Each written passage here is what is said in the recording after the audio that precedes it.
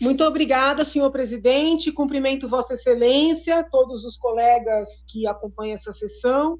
Cumprimento também as pessoas que também nos seguem. E, na verdade, presidente, eu queria fazer algumas considerações de ordem bem técnica à LDO, e vai ser uma participação até meio chata, porque eu vou pedir vênia para ler alguns dispositivos. Ocorre o seguinte: quando a LDO chegou à casa, eu pedi para o líder Gambale para que nós fizéssemos uma reunião de bancada, e fizemos 2 reuniões, né, pelo dispositivo do Zoom, e naquela oportunidade nós debatemos, né, de maneira bastante detalhada as propostas, as emendas que foram apresentadas pela bancada do PSL. Essas emendas, elas tinham e têm um potencial de não só dar maior transparência, mas uma maior participação para o legislativo no orçamento do Estado. Nós, naquele momento, comparamos a LDO que chegou, que é a que nós estamos votando agora, com as alterações que foram acolhidas, com a LDO do ano passado, e eu percebi alguns acréscimos, né, nesta LDO com relação à do ano passado. Acréscimos esses que conferem maior liberdade para o Poder Executivo, seja no remanejamento de verba, né, no remanejamento, seja na possibilidade de abertura de créditos suplementares. E eu fiquei preocupada com essa mudança, né, da LDO do ano passado para essa LDO. Então, pela bancada, foram feitas várias sugestões objetivando reduzir esse poder do Executivo em remanejar gastos e também em abrir créditos suplementares. Eu vou depois ler dispositivo por dispositivo para que os colegas que nos acompanham e a população também possam compreender qual é a objeção. Pois bem, alguns colegas da bancada do PSL entenderam por apresentar emendas pelos seus gabinetes, e não tem nenhum problema com isso, é um direito do parlamentar. Ocorre que alguns colegas apresentaram emendas muito parecidas, ou emendas que contemplam a mesma matéria. Tá? Então, pegando todas as emendas da bancada do PSL, mais as emendas apresentadas pelos colegas individualmente, podemos perceber que no relatório final, no texto final, foram acolhidas todas aquelas emendas que diziam respeito ao IANSP, que é algo muito positivo, né? O que ocorre é o seguinte: quando o líder do governo diz que foram acolhidas 10 emendas do PSL, sob o ponto de vista numérico, isso é verdade, mas sob o ponto de vista do mérito, não é uma verdade completamente. Com isso, eu não estou atribuindo nenhuma mentira ao líder, eu só estou tentando explicar. Porque se todas as emendas acolhidas diziam respeito ao IANSP, né, a minha leitura, com todo respeito, é de que só foi acolhida uma emenda do PSL.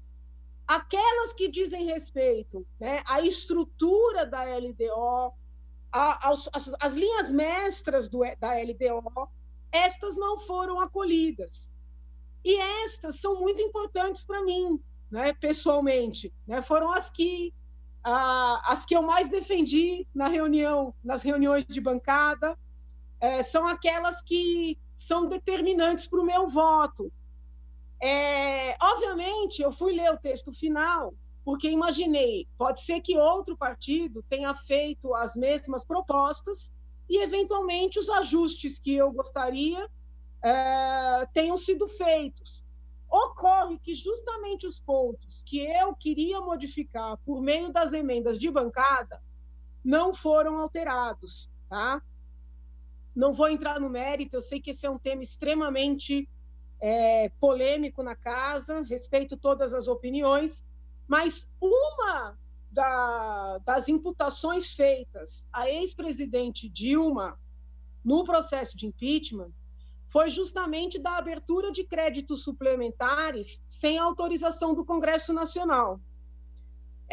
Se votada como apresentada, né, na redação, na verdade, na redação original e na redação final, esta LDO está atribuindo ao Poder Executivo o direito de abrir créditos suplementares sem passar por esta casa, né? Então, assim, quando eu apresentei a denúncia contra a presidente Dilma, além do Petrolão, né, além de toda aquela questão envolvendo o BNDES, além das pedaladas, que foram o assunto que ficou mais conhecido, havia uma imputação referente à abertura de créditos suplementares sem autorização do Congresso.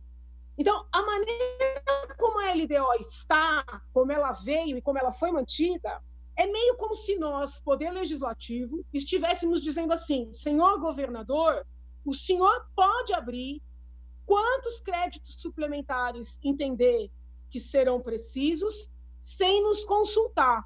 É como se o Congresso Nacional tivesse votado uma autorização ou para a presidente Dilma, ou para o presidente Bolsonaro, ou Lula, FHC, não importa. Olha, pode abrir quantos créditos quiser, não precisa passar por aqui. Até pela minha preocupação com a separação dos poderes, com o balanceamento de poderes, com o papel fiscalizador do Legislativo, eu não tenho como votar sim a um texto desse. Então, eu vou dar um exemplo. Nós apresentamos como emenda pela bancada, e não foi acolhida, a proposta de excluir o parágrafo único do artigo 12 da LDO. Essa emenda não foi acatada. O que diz o artigo 12? Com fundamento nos parágrafos, artigos tais da Constituição, conterá autorização, na lei orçamentária, conterá autorização para o Poder Executivo proceder à abertura de créditos adicionais suplementares e estabelecerá as condições e os limites percentuais a serem observados. Então, assim, na lei orçamentária haverá limites para abertura de crédito. Isso já tinha na LDO anterior, mas o parágrafo único é novidade. Não onerarão os limites estabelecidos no caput desse artigo os créditos destinados a suprir insuficiências de dotações orçamentárias relativas a transferências constitucionais previstas no artigo tal para inativos, pensionistas, honras de aval, débitos constantes de precatórios judiciais, serviços da dívida pública, despesas de exercícios anteriores, emendas parlamentares impositivas, despesas à conta de recursos vinculados. Me parece uma autorização muito aberta, né?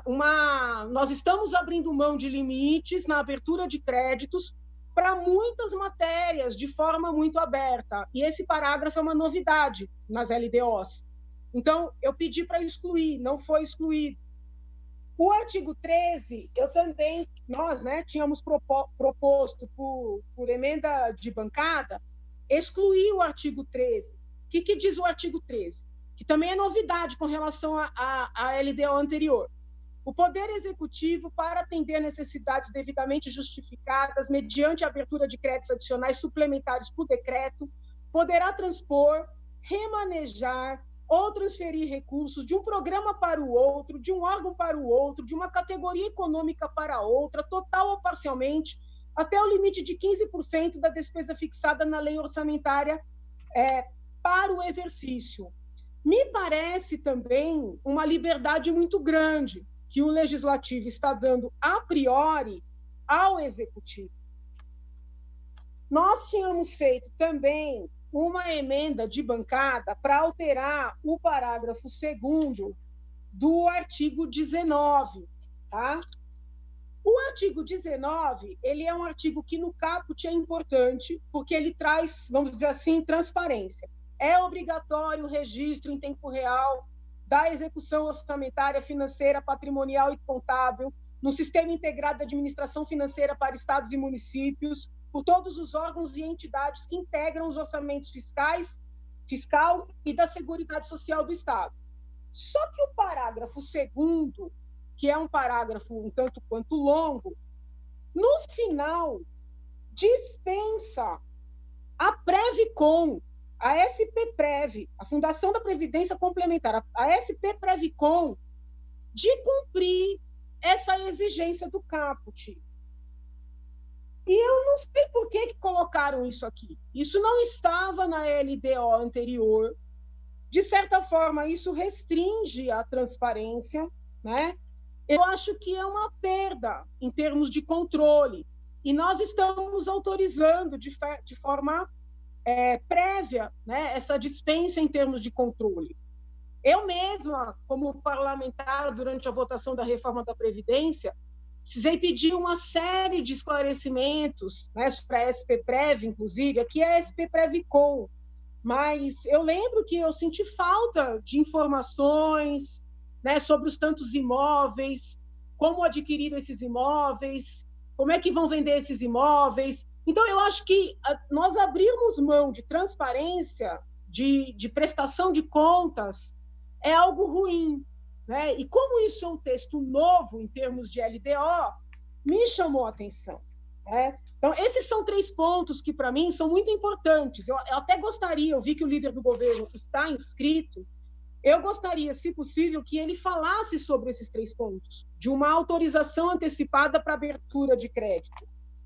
Me chamou muito a atenção também a inclusão, aí já depois do debate, eu vou voltar para as emendas, mas a inclusão de um dispositivo, deixa eu ver se eu localizo aqui para não... de um dispositivo que também dá maior... Aqui, achei, olha aqui.